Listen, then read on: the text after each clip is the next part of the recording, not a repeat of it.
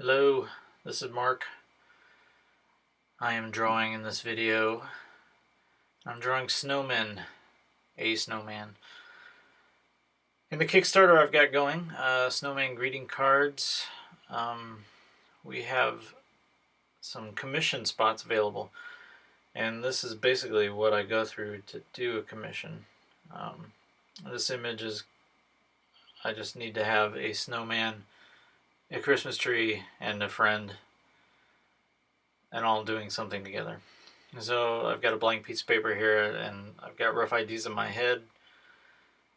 Basically, the story of, if anything, is this: they're trying to put the tree topper on, the star on the top of the tree, and he's climbing on top of the snowman, and I want it to be awkward and goofy somehow.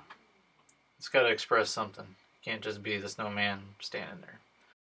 It looks like I'm working out shapes. The snowman shape it really is just a blob. Very blobular, but when you lean this blob a certain way or face the nose a certain way, it starts to express something. So you can see the little kid elf on top. So here I am. I did the sketches on that's just regular printer paper, and now I'm looking at that and putting it on. This is 5x7 bristle paper, vellum finish, I think, because it has a tooth to it. And I'm sketching. I'm probably making minute little changes to things here and there, like the shape of the snowman, the shape of the kid. Little things. Is his wrist twisted? How far down is the arm on the snowman's head? And right off the bat, I realized I drew too far to the right, so it's heavy on the right. And so I'm adding stuff to the left here, thinking I've got to balance this out. So I think about putting a stack of presents. I'll just pile them up. It'll weight it down. But, there's no story there. There's stuff there, but no story. So I got to come up with another idea. Draw and erase and draw and erase. So now I'm at this point, I'm putting in another kid. I'm like, okay, well, let's put a little elf kid thing here.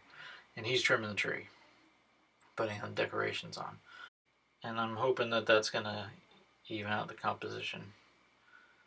There's presents around the bottom. At this point, then, the composition works. The story is evenly weighted. Your eye moves back and forth because there's interest on both sides. And we're going straight into inking. That is a brush pen, and it's gray. I don't use the black on these. The gray, for some reason, just it feels warmer, not as cold as the black. I don't know if warm is the right word. It seems old and used, faded ink or something. But it works really well with the Copic markers. So I'm going over the pencil lines, and as the ink dries, I'll erase some of them. Some of them I'll actually leave in. And the second kid on the left, instead of trimming the tree, he's picking up the hat. Because I put the hat down there instead of one of the presents, thinking I got to put the hat in. My snowmen always have the hat. And I said, well, maybe he's trying to hand it back to it, and the snowman's like, well, I'm kind of busy right now. So he's up there. And this is the tree. You can watch when I go around the circles of the decorations a couple times because the ink is gray, and sometimes it just is too light. What happens is, you can see I'm starting to get frustrated. You can squeeze the pen and pushes more ink into the brush, and I did that, and now it's leaving little blobs of ink, and it's getting black spots. So that was a paper towel to dry that off, kind of soak it up so it goes back to gray. I blocked your view here because these are super secret pen strokes I'm using right there. Yeah. So the Kickstarter is it's actually put together by John Shindahedi and his Art Order brand. and all his minions over there. He approached me, I think it was at the end of the last Christmas season, or like late winter this year, January, February, and he'd seen me drawing all these Snowman Greeting Cards, and he was interested in helping me out in printing them. Because last year I drew every one by hand and sold them dirt cheap. I sold a bunch of them. And I had to do a ton of them. It was fun, but it was difficult.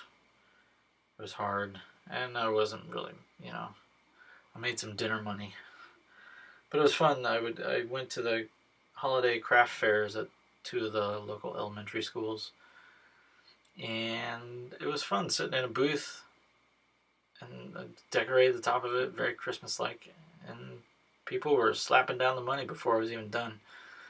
I sold everything I had and had a couple orders.